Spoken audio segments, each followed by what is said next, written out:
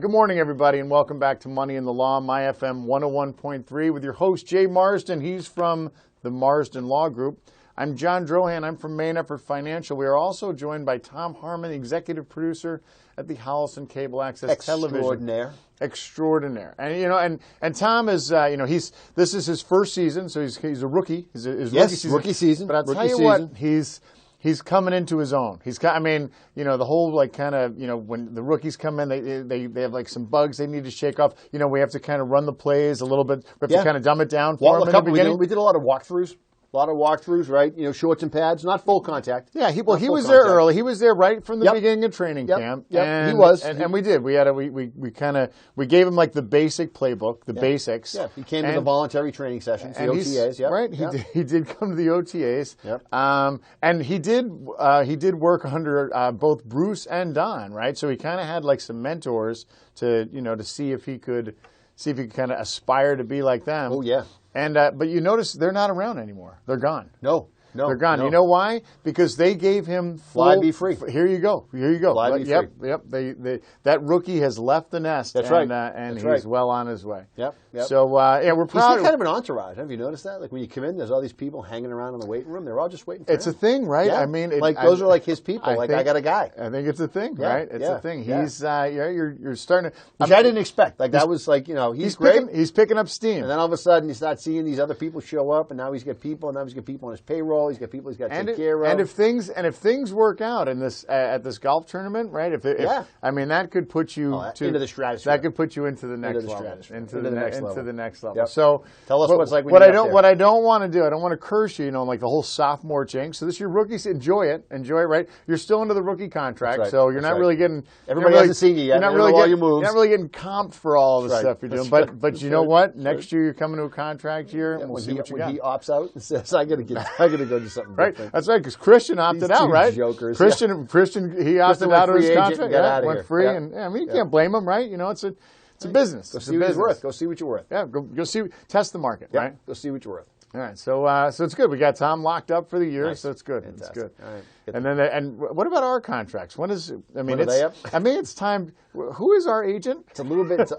It's a little bit. I believe the word you're looking for are indentured servitude. That's the word. Is our agent still Ken Sawyers? Yeah. I don't. If he is, it might be time to put that out to bid. Right. See what that's all see about. if Jerry Maguire is available. Yeah, that's right. Put that out to bid. Show me the money. Show me the money, Kenny. Show me the money, that's right. Kenny. Yeah, that's right. Say it like you mean it. That's right. All right. So how you doing? I'm doing well. Getting ready for your trip? I'm getting ready for my trip. Yeah. I'm heading across the pond tomorrow. Well, tomorrow? Yeah. Oh, wow. Yeah. You ready? You all packed up? For those up? of you who are listening to this on Saturday, I'm already there. Yeah. Might be on my across the pond 3 days ago. Might be on my third tour of the Jameson distillery, but we'll see what happens. But right. I mean, the second one you again? The second one you could probably sell it. The third one, when you're saying the camera, you're like, hey, wonder what these guys got in here. Third one's a problem. Third one's a problem. That's right. Third one's a problem. What do you think they don't have in there? That's right. So so we head out the door tomorrow. That's going to be fun. Yep. And it's one of those overnight trips, right?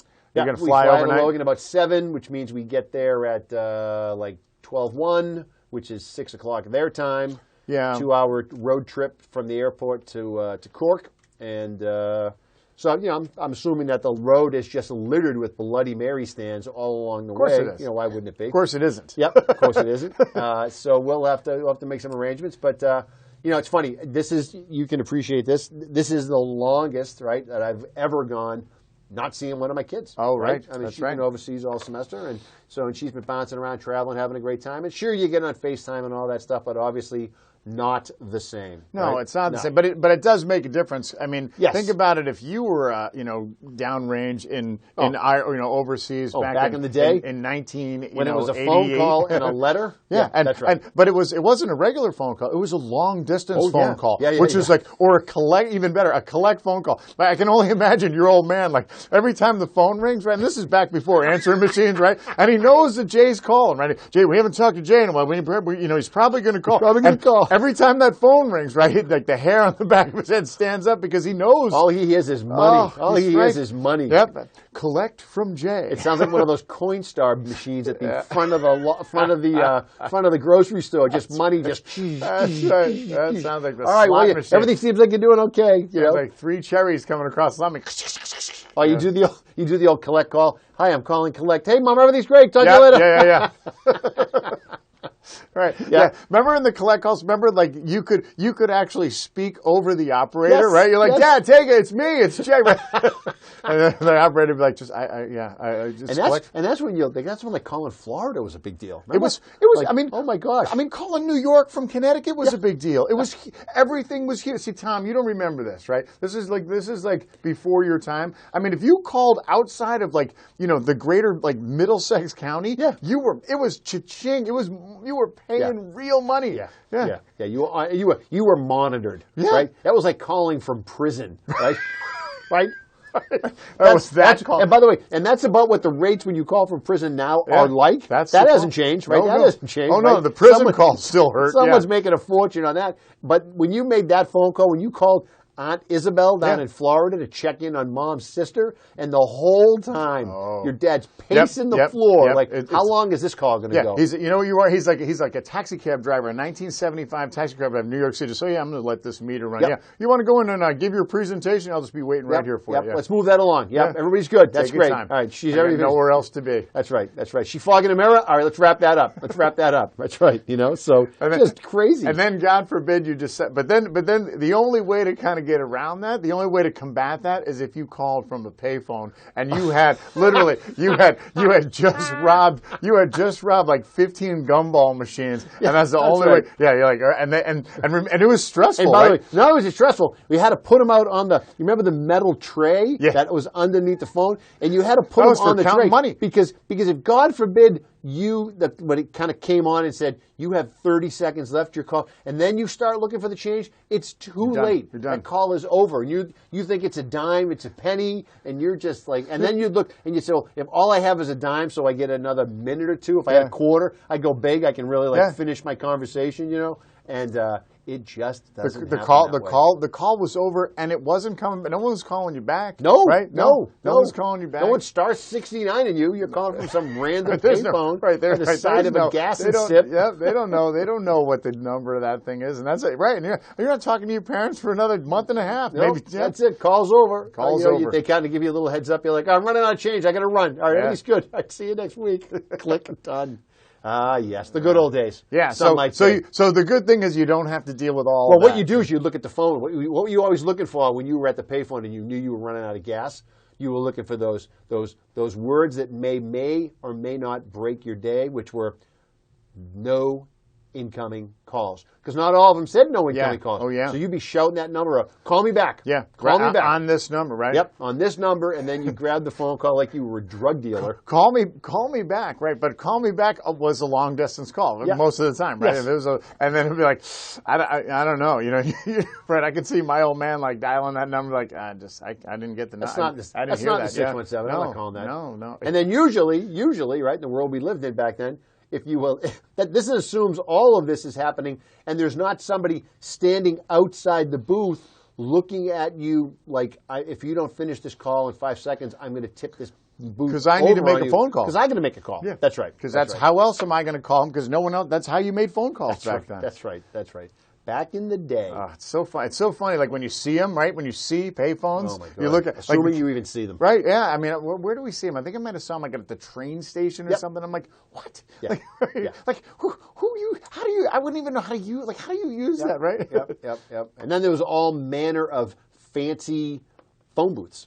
Like if you went into like a high-end hotel, let's say downtown Boston, you walked in, the whole thing was wood. Yep. And it was gorgeous, wood, right? You didn't want to leave. It was fun in there. You were like, this is.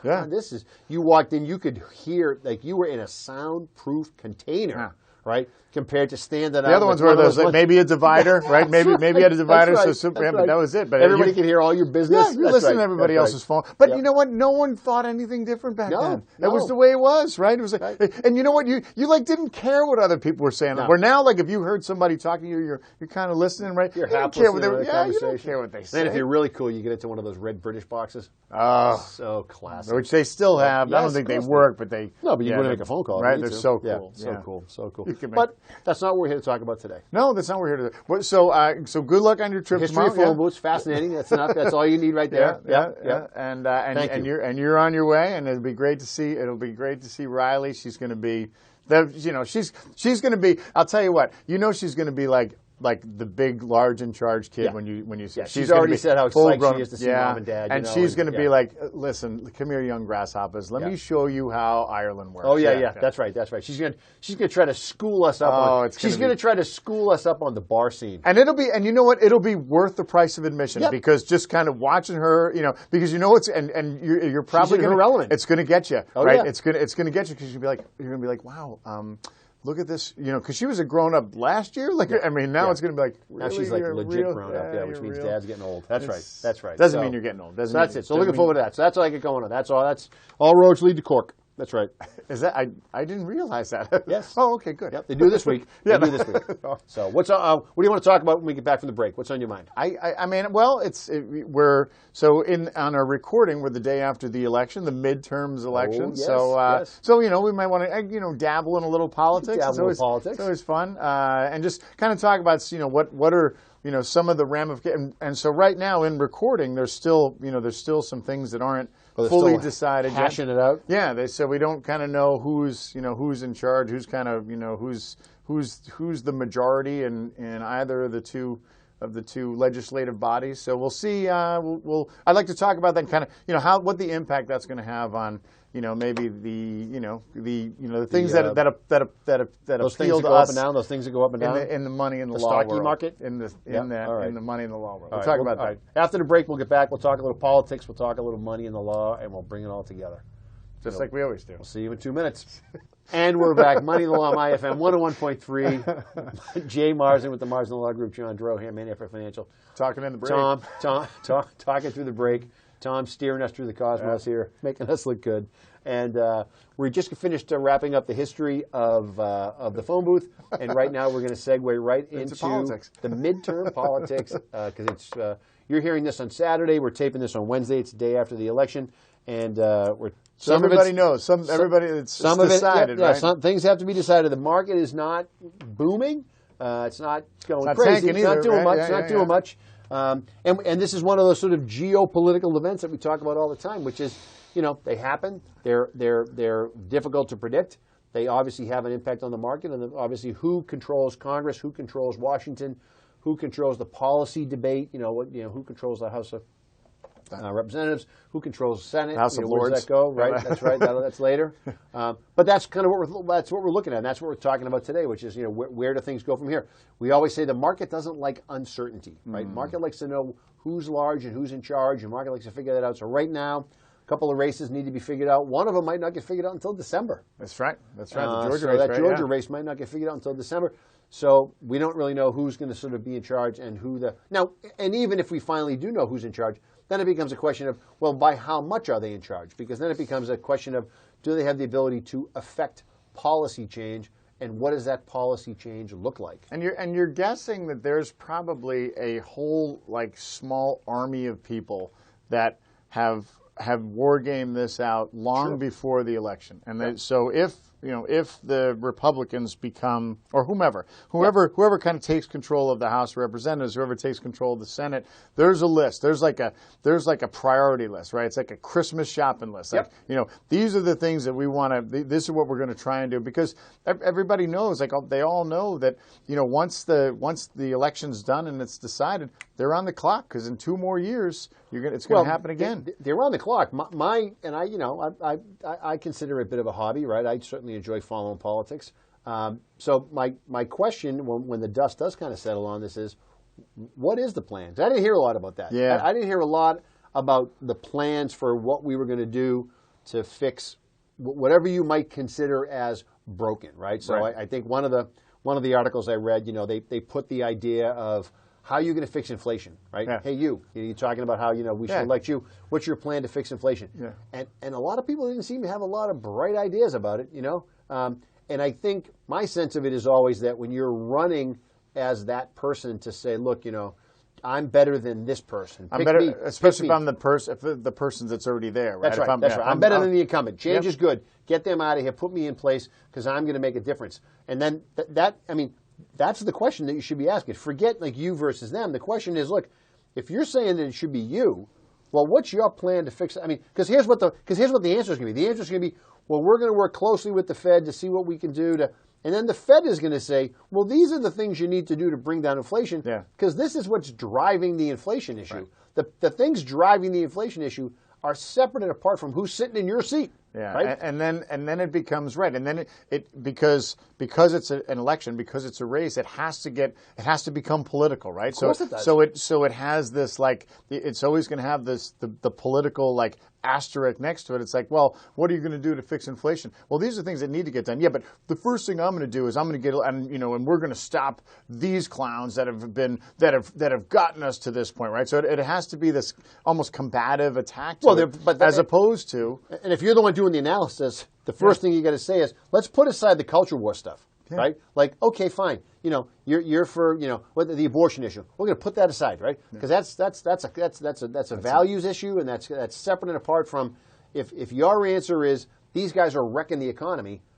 Tell me what your plan is to unwreck the economy, right? Because the money's already. If your argument was the Democrats spent too much and that's why we have inflation, okay, well that money's already been spent, right? So now you got to fix how are you going to fix inflation? Well, those levers of fixing inflation are pretty finite, right? They're pretty fixed, right? And so no matter who's sitting in the big seat, the answers, I think, in a lot of ways are going to be very, very similar. Yeah, and again, it comes back because there's such this huge divide between both sides now, right? And it's just been pushed so much further, to either side. So polarized. So now, it's got to be, every answer has to have that flavor, because, especially in these really, we've seen these super tight elections, these super these runoffs. You're like, I have to get elected, so I have to say all the things. So I can't say, even if I did have a really good idea about fixing inflation, that might not be what my people, my voters want to hear. Yeah. Like, guess what? Oh, to fix inflation, we need to raise some taxes. We need to, cut some spending in my state, right? In the state that I'm running in, right? Because and that's really, like you said, when it comes to like strictly economy things, that may be the right answer. Oh yeah. And so those policy discussions, I mean, that in the past, that had always been it was fun, right? I like playing in the policy conversation to say, should taxes be high? Should taxes be low? Are you a supply side economist? Are you a Keynesian? What do you think should happen? How do you think this whole thing should go? Does the government need to spend more money to gin up the economy and get people spending their own money? Do they need to cut back on their spending? Should they be writing checks to everybody so they can go buy some stuff and spur some demand? These are all this is what economists sit around all day and just play in the sandbox about, right? And so those are policy issues. And those we can look at, and there's history to those. So we can go back and look at this. I mean, Kansas some years back took the hard right approach to the economy and just shut it down, and the economy fell apart, right? And that was on a micro level, and that was the approach that, and at the time, the Republicans wanted to lay over the macro greater U.S. economy, and everybody who is involved in that is saying, "Time out! Yeah.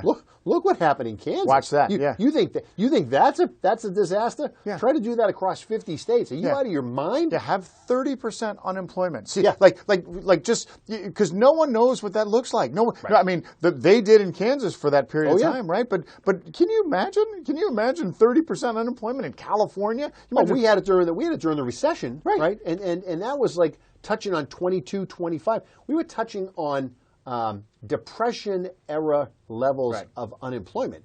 And you don't just turn that on a dime. Nope. I mean, you are talking about serious hit to the economy and a serious hit to people's lives and people's livelihoods.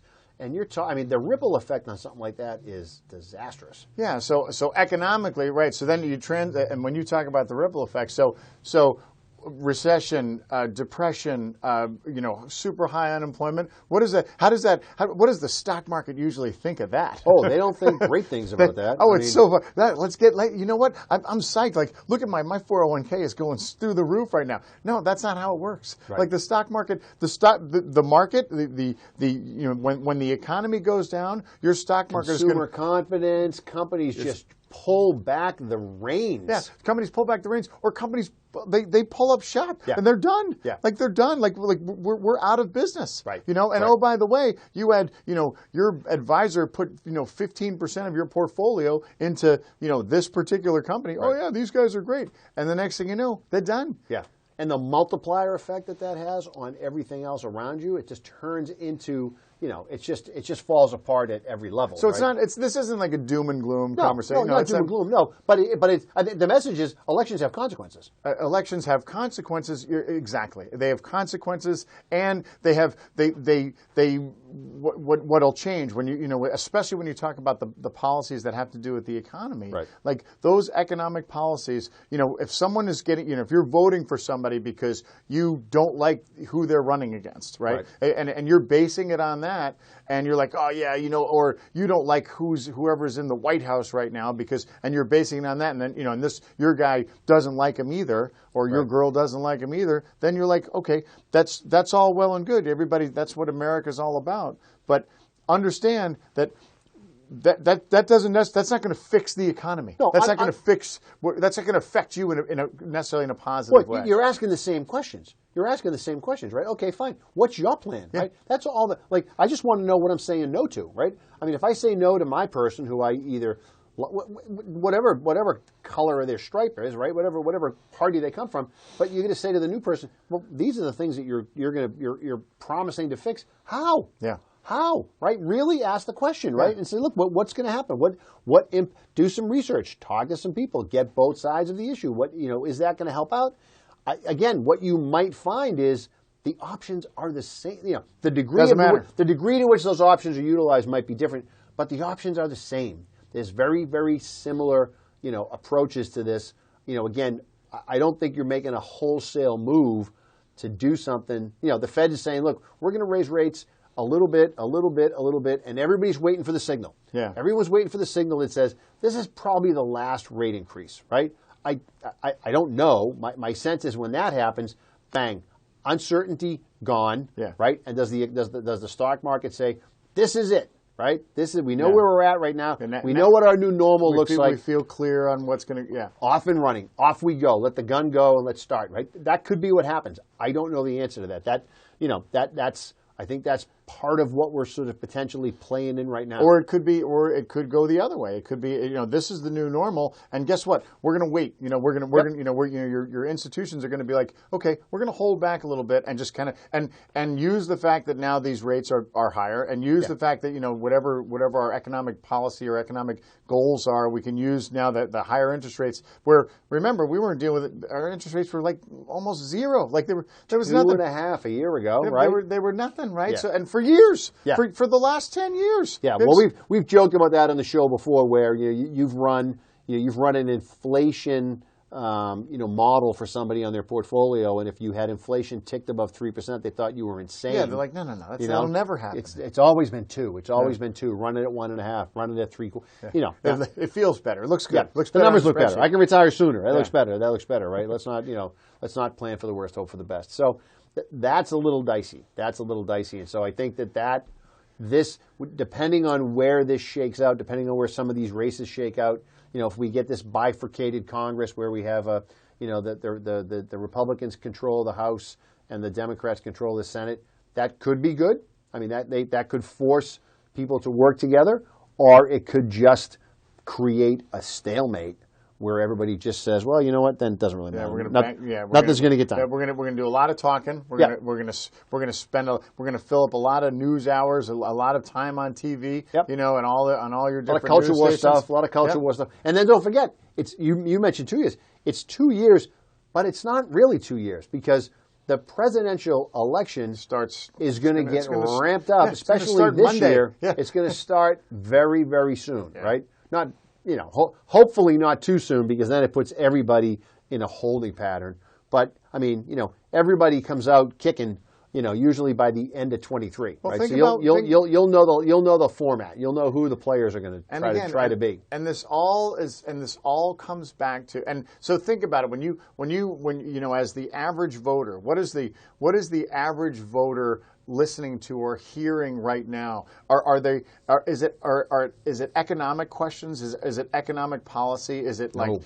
are they talking? And again, we're economic guys, right? And this is what I say to my clients, right? I'm like, they say, well, what about this? What about, the president's doing this? What about, the last administration, blah, blah, blah. And I'm like, I try and kind of put the political noise to the side, and really look at the numbers and look at the economy itself, look at the company, look at the sector, and try and evaluate that and kind of leave the politics piece to the like you said, the culture war piece to the side. Yeah. But when you think about it, right now, like in this election, in the next election, in the last election, or particularly in these, this one and the next one, what's the predominant? What are people running on? They're not running on economic issues. They're running on the fact that we think that there's this election was fraudulent, and we're spending like our time kind of talking about things that are important. But once they in the rearview mirror. But they're over, right? Yes, it's over. And if you're going to hang on that, or just in order to in an effort to just try and regain a Senate seat or regain a representative seat, and you're going to spend your time and focus your time on this, then what you're not focusing and this is always my thing. Like, look, we have so many other bigger things to worry about, and there's so many things out there, like this airplane that's landing right now in Milford. F-150. No, it's not really. But why are we spending our time on this? Right. And again, as not being a but think about it. I mean, when you're we used to say this all the time, is you're voting for people you're going forward, right? Right. So, you can't vote backwards. So you can look at what somebody's already done. You can look at what somebody's already said, right? Because there was a debate. I don't know where the debate was. It was somewhere at some point that these two guys are obviously hammering it out on the issue, and one of the guys makes an outlandish comment, right? And the other guy goes, that's a lie. And then the guy who makes the outlandish comment says, no, it's not. And the other guy goes, yes, it is. He goes, here's all the things you've said. He goes, in this, like right now, he goes, this is going to be on the web that you didn't say this tomorrow. Yeah. He goes, in like 20 minutes. Right. It's going to be up showing what you've done. So, this idea that you can kind of erase your history, this idea that you can kind of whitewash your approach is a challenge. But my point is, you have to, you're coming into these situations to say, what's this person going to do going forward, right? And by the way, in many cases, you're voting on somebody to make decisions, and you don't even know what the decisions are yet. Right? And that's just it, right? What is that agenda? What are the things that we want to get accomplished? Right. Like what is it? Like is this issue, and how is this issue going to affect me? How is this issue going to affect the country in general? And then how, again, because people care about themselves, right? Sure. At the end of the day, you care about yourself, care about your vote. family. You got to vote to some degree in your own economic self-interest. Yeah. I mean, it's human nature to do that. And if you don't, then you're in the wrong business, or you're in the wrong area, or you're doing something. Doing something different, right? So at that point, like it's time to like kind of put all the noise aside, and focus on. And you know what? You may do your research, or you may get a better understanding of what some of these economic issues are, and you may vote the exact same way. You may say, absolutely right. Yeah, and that's you may get the answers you want. And you know what? And that's what America is, right? That's what America is. Because you know what? At the end of the day, whatever your personal feelings are about the one side, or like you said, the one stripe or the other stripe, whatever that's America. That's what we're based on, is the fact that we have that everybody can have their own opinion. Everybody can have and believe things differently, like very strongly. Like you brought up abortion. There's people that are on both sides that feel so strongly about that particular issue, and that's why it's not easy, right? That's why it's not like what do you mean? That's why it's like not an easy issue for everybody, and that's what America's all about. But you know what? At the end of the day, this is why it's so important for you to vote, and vote for the right reasons. Yep. All right, we're going to take a quick break. We're going to play some Kate Smith. We're going to release a bald eagle, and after that soliloquy right there, and then we're going to come back in, and I want to ask you a question on something economic.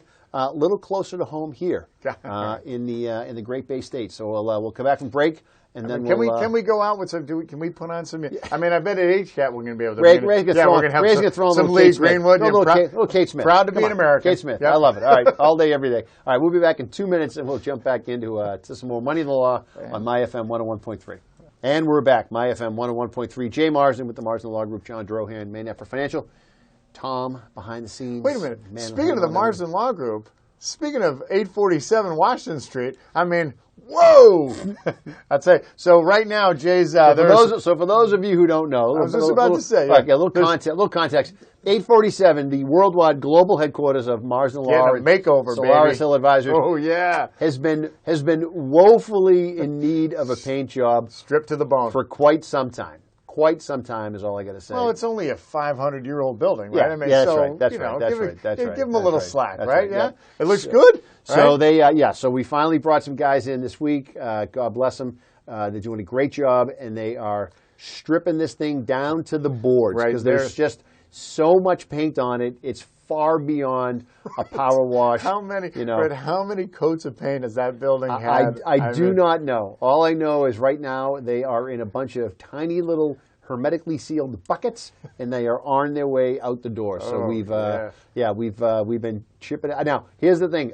Chipping away. Chipping away is the right way. So what they do is they're paint shaving the building down on the wood. If you're driven by the office, you see it. It's a different color. Leave it brown. Right? Throw a coat of stain on it. Yeah. So inside the building, somebody said to me, it's like being at the dentist, right? Because they're just shaving the building. It's so loud. I said, no. It's like being at the dentist, but it's like being inside the tooth, right? Because that's what it's like all day, every day. Yeah. It's just, so they're grinding this thing down. They got two sides down. I think they're going to have the other two sides hopefully done. So it'll be, when is it? So is it going to be done when you get back? Or yeah, we don't want to get back. There you go, right? You'll be walking into a brand new building. It's like I'm going to be skipping up that driveway thinking to myself, this place looks fantastic, right? That's right. Your neighbor's going to be coming over, right? They're going to be like, it looks good, Yep. The guy next to us psyched because he's like, I'm putting this thing on the market. This thing's going to look like $1 million. There you go. Thank you very much. Gussied up. So we're working. That's the middle. That's a project that we've been trying to get to for a while, and we had a couple other things that jumped in front of us that needed to get done, and then this thing they pulled this thing out of me like I was like kicking and screaming to get it done because how many times can I flip that nickel over? Yeah, let me take a look. Yeah, well, that's exactly right. Because you know what, it's not free. Nope, They don't give it away. That's right. So we get a couple of we get a surprise AC installation this year. That was really exciting. That's the best. Those are the best. The roof, and then all the extras on top of the roof. Those were exciting. So it's really been a joy. Well, you know what, and again, I like it because you're contributing to the downtown historic look. It's going to be fantastic. Dayglow orange. Yeah. That's what we're painting it. Dayglow orange. I'm sure there's some bylaw that says that you probably shouldn't do that, but you know what? There is no bylaw. Ask for forgiveness. As a former elected official, there was a lot of talk about how we should have a board of overseers who can decide, what color you're going to paint your house. Being the gigantic private property rights advocate that I am, I said absolutely not. Yeah. No. I mean, and the theory obviously is that when you buy some of these older houses, you're going to play ball. Well, you come into it because it's a labor of love, right? Yeah. No, nobody buys an old 300-year-old house because they don't want to do any work, right? Sure. I mean, you know coming into this thing, you're like, this thing is going to get expensive, right? So here you are, right? Yeah. But I tell you, we had a lot of pressure to put siding on it. Really? A lot of pressure to put siding on it. Yeah. I said, you're out of your mind. There's no way of putting siding on it. Yeah, I mean, siding's fun in a lot of ways, but at the same time, it's not the... They tell you all the advances of siding. I said, we're not doing siding. I'm not doing siding. I said, that's not the character I'm looking for. No. So keep your eyes out. Keep your eyes out. It should be done hopefully in a week or so. It's going to look great. Paint it again. It's going to look fantastic. It's going to look pretty exciting. 847, drive by. Yeah. Yep, drive by. Yeah. Drive by. Although you're going to be driving around a bunch with all the state road construction that's happening. Yeah, you'll never get there. Take an hour. A couple sides. Yeah, take an hour to get there. So closer to home before the break, I want to ask you a question. You don't have to say what you voted. It doesn't matter. That's your own personal business. What did you think about the surtax on the over $1 million? The over $1 million? Yeah. But when I answer it, you'll indicate how I voted. Go ahead. I actually wanted to talk about the dental one, just because it's more related to the money in the law. Because we were just talking about dentists and what it would actually be like to be a tooth. Yeah. Sure.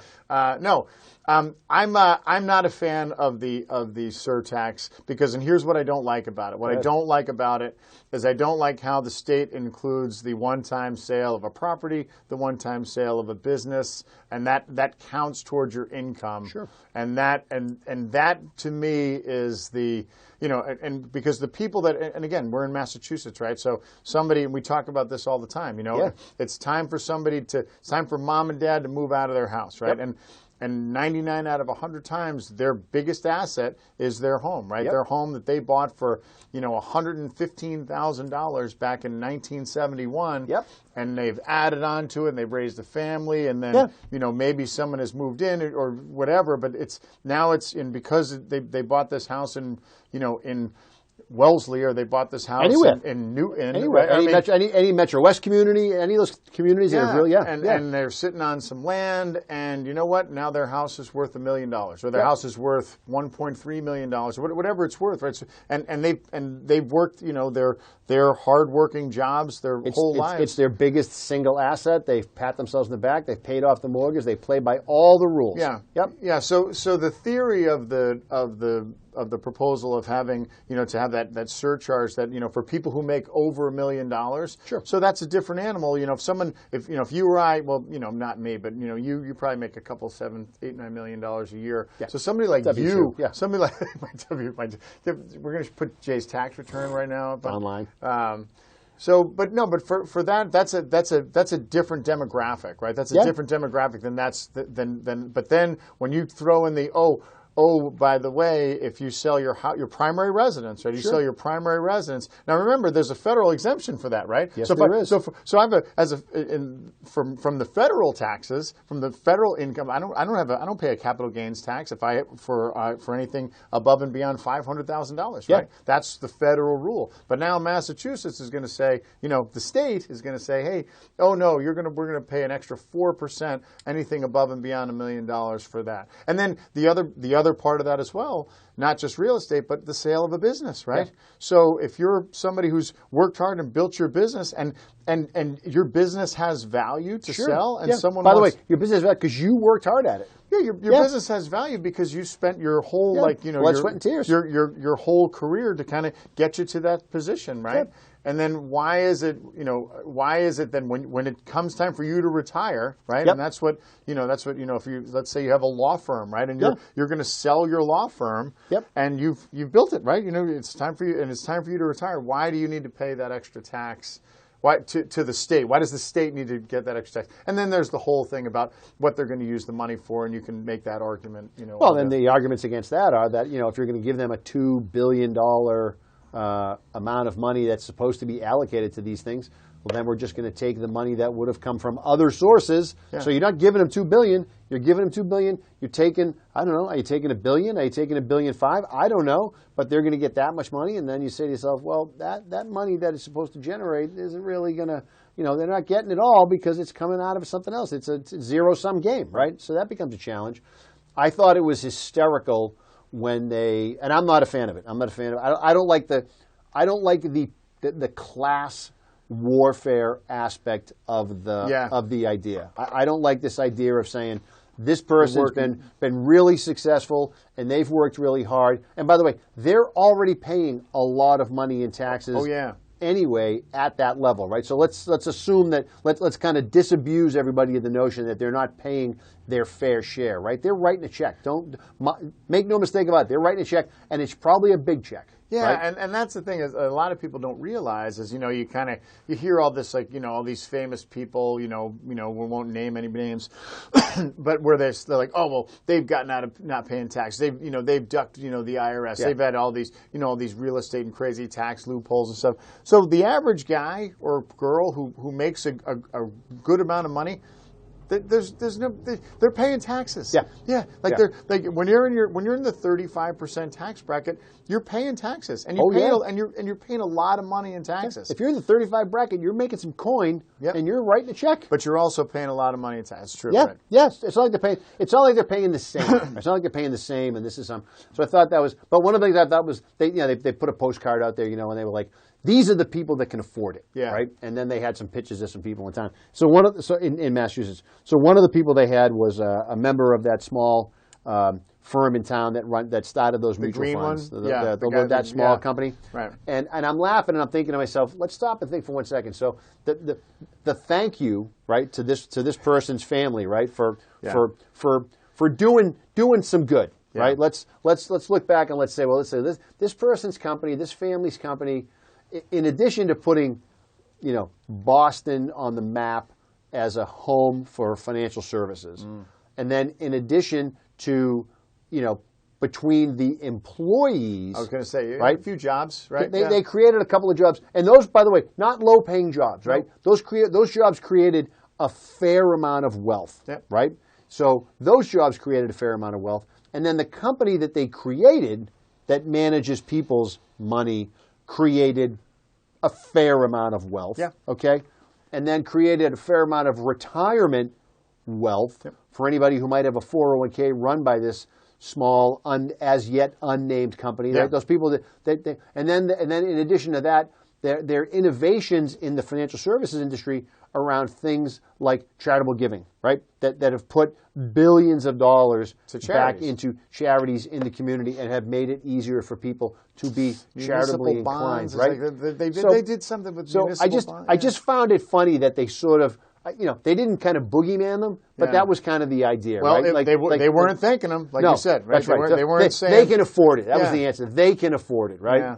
And so I thought that was interesting. So right, and that leads into the other piece of this. So think about it. If you have a company, like a real company, not just a small business company, you have a real company, and you're like, so I could put my company into New Hampshire, I could put my company into Connecticut, I could put my company in Rhode Island, I could put my company into New York. Or I could put my company in Massachusetts or Vermont, wherever, right? Wherever. And then, when I bring a company in and, oh, by the way, we're going to hire, I don't know, 10,000 people, whatever the number is. Yeah.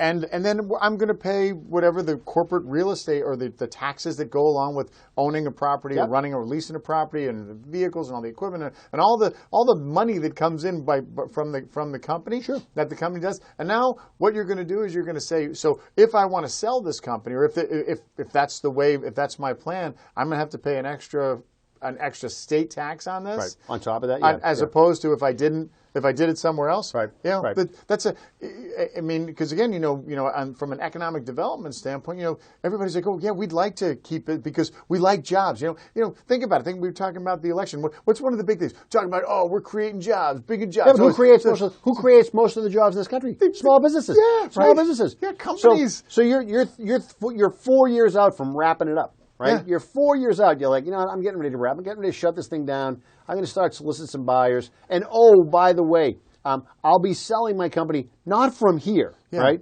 I'm moving to another location that just happens to be a stone's throw from here, so I can reincorporate and sell from down there, so I don't have to pay whatever the tax is. Yeah. And then all my employees got to figure out, like, well, I got to drive because I need the job, and I can't, So let's make it more challenging, more difficult on them. And then this idea, this is what really got under my skin. Again, as a one-time municipal official, right?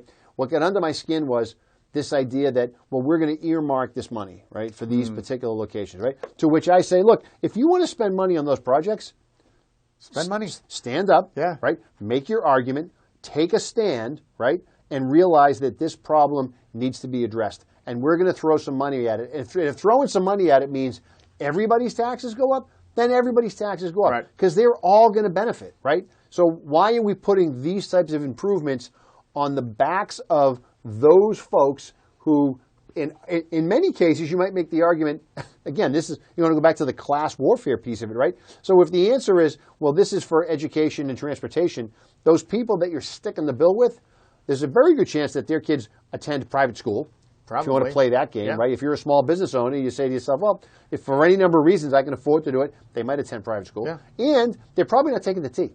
Yeah. Right? Many of them are probably either working close to home, they're not necessarily ride. taking the, Yeah. they might have a ride, they might drive their car, Yeah. Now the argument will be, well, the transportation infrastructure changes are going to affect everybody, blah, blah, blah, blah, blah. Are they? I don't know. Those people don't drive. They don't have to necessarily drive at prime time, right? Because they can say, well, traffic in the city is kind of a nightmare. So I work from the house in the morning, and then I go in the office all Or I later. work and from blah, the blah. house You know, on whatever. 2 There's a lot of days, whatever it flexibility. is, right? So I just, the whole thing, it just never sat. It just never sat with me the right way. And again, the biggest reason I didn't like it was I just didn't like the idea of the idea that we're gonna create some polarity between what are perceivably the haves and the have-nots. Mm-hmm. That's what really bothered me. That got under my skin. Yeah, I mean that I agree with you. I think that if the more you do that, and again, it becomes like this. It all kind of comes back to kind of this whole like political like culture war where it's like where we're going to keep pushing people like further and further away. And yeah, you know what? The fact of the matter is that we live in America. Some people make more money than others. It's not. We're not in a socialist state. Like that's how it is, right? But like those, you know, if you're an employer, if you own a company and you run a company, most likely you have means, right? Right. But again, like what your company does, like what your company like gives back to the community, gives back to the to the state, to well, and you should, but you gives. should be compensated. You've taken on an astronomical amount of risk in many cases.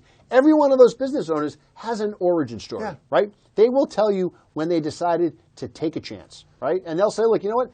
It didn't work out. It wasn't all what you see now, right? As my business has grown and developed, it wasn't always this. There were a lot of times that it wasn't this, and there were some thin years in there, and there was this, and there was that, and we muscled through the pandemic, and this. I mean, there's a lot going on there. Well, think about like think about the success stories for businesses. Like, and you hear them all the time. So the success stories, the ones that you hear where employees say, I like working for, I like working here, and the reason is because the business owner, and maybe the business owner, who knows what their true personality is, but what the business owner understands is that in order to have a successful business and have a profitable business in a whatever industry I'm in, they understand that their workforce or their technology or whatever it is that's important to them, they invest in that and they make sure that that's something that needs to be, or else they. And again, it all comes back. It all comes down to the bottom line is they have to make money. Like the company has to make money. So when they hire more people, they're doing it because they need it in order to make more, in order to make money. When they lay people off, they do it because they need to make a profit. They need to make, and that's just how business works, and people like they get mad about it, but then at the same time, if they have a job and they're somebody and they like who they work for and they get promoted and they're compensated well and they're compensated fairly, then on the one hand it's like everybody we want jobs, and then on the other hand it's like these are the guys that give the job. So that's, you got to have one. You can't have one without the other. No, that's right. It's a team effort. And not everybody works for the government, right? No. It's not like we're all work for the state, right? That's right. Because that's a different animal, and that's an entirely different picture that none of us understand. None of us know what that is. Right. Yeah. So I have my concerns about kind of how this thing plays out long term, and it always concerns me when you hand a pile of money. And again, I was the government for 9 years. I was part of it, right? It always bothers me when you hand people a pile of money and then you kind of say, well, what are you going to do with it? Right? That's a lot of money to give to somebody without a real understanding of how that's going to be spent. And these squishy, nebulous definitions of how this stuff is going to be used, I'm not sure I love it. I'm not sure I love it. And like I said, the biggest thing for me was this idea that we're going to point the finger at people and say, based on just one aspect of criteria, you should pay more, without a real understanding of, well, this is the ramifications of the that. ramifications, and it's a reward system in some respects, right? Look, somebody took a chance. Somebody went through some lean years. I'm sure. I mean, everybody has those stories, and then says, oh, wait, so my So the government's response to me working really hard and giving back, to all the ways that you mentioned, in a property tax perspective, in a vehicle tax perspective, excise tax perspective, payroll tax perspective, unemployment tax perspective, paying, all those things that go into being a business owner. And the answer is, and for your troubles, when you finally do get to the mountain and you want to, kind of, walk away and say, I've done a great job. The answer is, and here's another bill. Yeah. It just never sat right with me. It just never sat right with me. And that's the thing, is most of those really those good companies, the ones that have the good reputation, sure, that they do they do plenty of charitable Well, they work. are invaluable to the community. Yeah, We've talked about this before. Those are the names on the back of the kids' T-shirts. And they get it, right? at the Little League teams. They get it. They understand it, and they know. And again, it all comes down to pure capitalism. They understand that if I'm give back to the community, if I'm part, they may really care about the community because that's just I'm a what good they partner, are. good partner in the community. But they also know that if I'm a good partner in the community, then my community is going to maybe a good partner to me, right? That's right. And they'll recognize that, and that makes that, and everybody wins, right? Yep. Everybody wins. So. All right, well, that's it. Release the bald eagle. I was either that, and unfortunately, the $2.3 billion Powerball that I think somebody think that one dude in California won. Yeah, I think somebody won that. So I was going to say, if I won that, then I would have. If I won that, you'd be standing here saying to Tom, he's not here yet. No, I would have been here. Yet. I would have been here. And here's the deal. If I would have won that, so how you have the choice to whether you take the annuity or not. Yep. So when you get up in the $2 bill range, you're talking. The first people I would be on the phone with would be the feds and the state, and I'd be like, hey, listen. So I won the lottery. So here's what I can do. I can either take this over the next 30 years, and you'll get paid your taxes, over 30 years, or I can take it all and you'll get all this money right now. Yep. I go, here's the deal. If I do that, this is what I want the money to go for. Can I do that? Can I say? No. Great idea. Great idea. They don't let you do that. They don't let you do that. Great idea, though. Great idea. Well, then maybe I'll take my annuity. I don't know. All right. So we will see you. I will see you in 2 weeks. 2 weeks? Yeah, I'm not around next week. We're going to miss you. As aforementioned. So next week could be a repeat, and then we'll be back, and I will have all kinds of wild tales to tell you, and all kinds of things that I won't remember. And you may be talking with an accent. I may have a brogue. I hope so. That's right. All right, we'll see everybody next week. Have Money a great week. My FM 101.3, Hollis and KBLX TV. Always. See you next time. All right. Bye, guys.